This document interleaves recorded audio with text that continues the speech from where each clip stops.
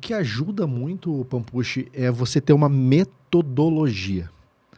E essa metodologia te ajuda também a te ajuda na acuracidade, né? De como você pode fazer uma previsão de demanda cada vez mais acurada. E a gente tem algumas metodologias de previsão de demanda, mas aquela que a gente conhece e que a gente trabalhou muito tempo junto, que eu quero trazer aqui, é justamente aquela que você coleta os dados, você estrutura, faz uma aplicação estatística, gera uma colaboração e um consenso. A gente já falou bastante da parte de dados, extrair, estratificar dados. Eu queria que você falasse um pouquinho da etapa de estatística, a etapa de colaboração e a etapa de consenso. Explica para nós o que é cada uma dessas etapas.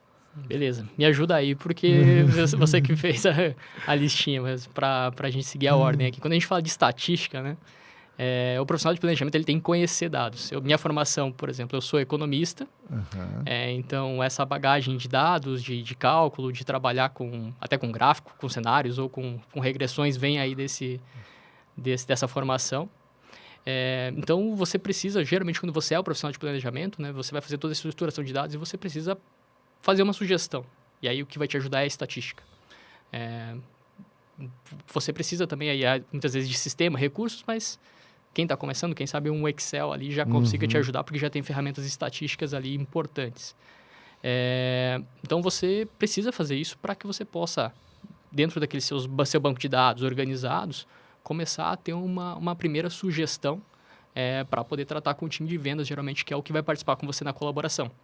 Porque se você chega com um papel em branco e pergunta para o vendedor o que ele vai vender, ele vai te colocar lá em cima os números, né? Desculpa os vendedores que estão aí assistindo e vendo a gente, mas geralmente assim, ele não quer que falte estoque, ele já... Tudo para ele é venda, ele vai colocar no número, A parte do compromisso já foi lá no orçamento. Então, botar o número mais baixo lá no orçamento para não gerar o compromisso já foi. Agora, na previsão de demanda, incha para poder garantir estoque.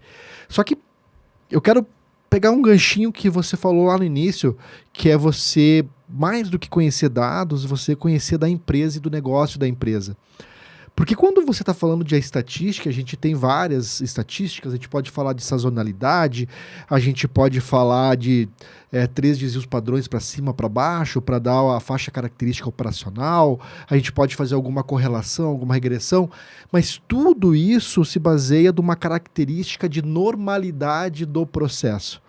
Sim. E o profissional de planejamento de vendas, ele tem que olhar os dados e saber quais os dados que você está olhando pelo retrovisor, porque você está olhando dados do passado, eles são normais, são vendas naturais, ou são vendas que elas foram causadas, digamos assim, por algum tipo de evento. Seja promoção, seja flexibilização de prazo, seja que a gente chama os nossos famosos outliers, né? Sim. Então, como que você, na estatística por si só, você sozinha ela não faz nada, você tem que ter esse olhar, correto? Exatamente. De tentar olhar para esses dados e entendi, só que tem coisas aqui que eu sei, que eu estou acompanhando, que não são naturais dessa venda, mas eu preciso prever de forma antecipada, mas não é aqui na estatística. Faz sentido isso? Faz sentido, né? Acho que você está falando, a gente pode chamar de outliers, pode chamar de eventos, sazonalidades. Você precisa olhar para esses dados e conhecer eles, né, de certa forma. Então, você precisa saber o que aconteceu no passado para que ele te ajude a prever o futuro. Porque a estatística, como você falou, ela vai dar pura e simplesmente uma previsão ali para frente. Mas se a gente for entrar um pouco mais no detalhe, né, você sabe que talvez um produto ele está no ciclo descendente, ele vai se exaltar daqui 6 meses, por exemplo. Então, a estatística ela não vai te dizer isso, né? Isso é o teu conhecimento ali do dia a dia da empresa, em estar circulando, em estar conhecendo as pessoas, conversando, para que você possa influenciar essa estatística de uma maneira inteligente, né? Você está falando com o pessoal de marketing, saber que eles vão colocar um novo garoto propaganda, que eles vão baixar o preço, fazer alguma promoção sazonal de Dia das Mães, Dia dos Pais, enfim, que também influencia o teu negócio. Então, a estatística você pode trabalhar, você deve estudar, né, os melhores modelos que apliquem ao seu negócio, porque cada negócio e também cada produto, talvez, né, um produto de lançamento que está numa rampa é um modelo estatístico, um produto que está caindo você pode usar outro modelo, mas além de decidir os modelos, você vai ter que aplicar essa parte qualitativa em cima de tudo isso que a gente está falando aqui. E a gente já teve a oportunidade de estudar até isso junto, né?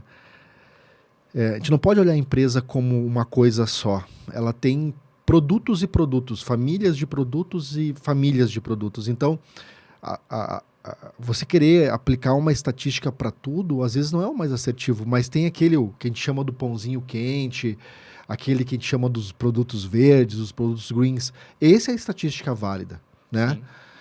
Mas então não basta ser um estatístico, você tem que conhecer a empresa, isso é o papel do planejador. A gente vem para a próxima fase, que é justamente para suprir esse gap que a estatística vai deixando para a gente, que é o gap que você precisa da colaboração, que é a próxima etapa desse nosso método. Fala um pouquinho, como é que funciona a colaboração no processo de previsão de demanda? Bom, aí eu acho que vem talvez a segunda característica, até falando do profissional, né? A gente falou aqui sobre a estatística, conhecer dados, conhecer ferramentas. Então, é uma pessoa técnica, né? Eu falei um pouco dessa minha formação, mas a pessoa também tem que conseguir se relacionar, tratar, porque ela vai precisar de todo mundo na empresa, né? Que como a gente está falando de colaboração. Então, você precisa abrir esse seu plano estatístico, esse seu plano que você revisou, que você estudou ele, para falar com o time de vendas. E aí, time de vendas, o que vocês esperam daqui para frente? Qual é o seu pipeline?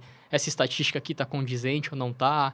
E aí, time de marketing, quais são os planos futuros? Então, abrir isso para que mais pessoas da empresa possam colaborar e possam dizer, né? E é claro que você tem que levar isso de uma maneira estruturada. Aquilo, como eu falei, você não pode levar um papel em branco, porque senão todo mundo vai colocar, enfim, coisas que podem fugir aquilo que é uma normalidade para a empresa. Então, você fazer essa discussão, e aí você precisa mediar isso.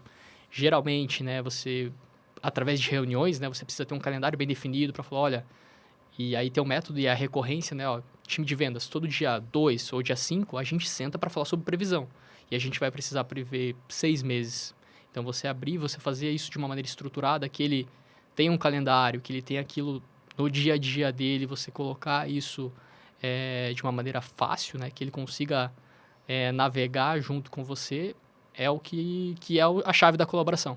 Que cada vez mais vão vir mais informações de mercado, você vai conhecendo, você vai conseguindo navegar e colaborar dados e também, né, a parte de vendas aí, ou as outras áreas, como eu falei, citei aqui, marketing, por exemplo. Uhum.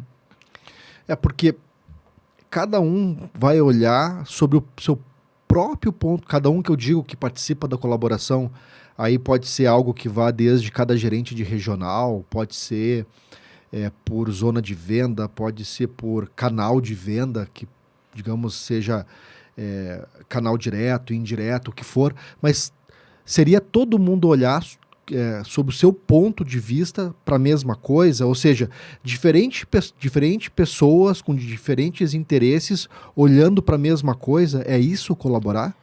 Colaborar é realmente a pessoa olhar, na verdade você tem que entrar na granularidade que ela participa, né? Então não adianta você, aqui um exemplo bem básico, né? Falar com o gerente de distribuição, do canal de distribuição, e levar para eles dados do canal varejo. Sim. Né? Ele não fala sobre isso, não responde sobre aquilo. Uhum. Então você precisa ir falar sobre os dados, sobre a responsabilidade dele, né? Então você apresentar isso para ele, né? Debater com ele dentro daquela especificidade do negócio dele, das responsabilidades dele, é o que você precisa fazer. E aí o que acontece, né, também muitas vezes, que diferentes canais se comportam de maneira diferente, ou até mesmo zonas de vendas, né? A gente pode ter produtos que vendem no norte e não vendem no sul, por exemplo. Então, você precisa entender quem é o tomador de decisão daquela região ou daquele canal de venda para que você possa levar para ele as informações pertinentes ao dia a dia dele, para que ele possa olhar os seus dados, debater com você sobre as perspectivas futuras do que vai acontecer, né? Olhar o passado, né? Com um tratamento de dados já, para poder prever o futuro, e aí a 4 mãos, né? E você, sempre como planejador, né? Como pessoa de planejamento, fazia essa mediação, né? Opa, ele está colocando lá 200% do que foi o histórico. Aí é o papel do entrevistador, do mediador, né? Falar, mas me ajuda a entender, você vem vendendo 100 e agora sendo para 200. Qual é a mágica? O que está acontecendo, né? Então, você conseguir extrair. Talvez não é fácil, às vezes ele está guardando aquilo ali para lá para o finalzinho, você tem que ir na colaboração, que é a palavra-chave, né? Aos poucos tentar descobrir, tirar aquela informação, porque isso aí é fundamental para a indústria, né? Se você um vendedor está disparando ali 200% e você não trouxer essa Não informação, detectou isso no processo. não detectou o processo, isso vai chegar ao pedido de vendas, vai dar ruptura lá no final. Aí vira correria, vira hora extra lá dentro do outro lado que a gente fala muito sobre operações.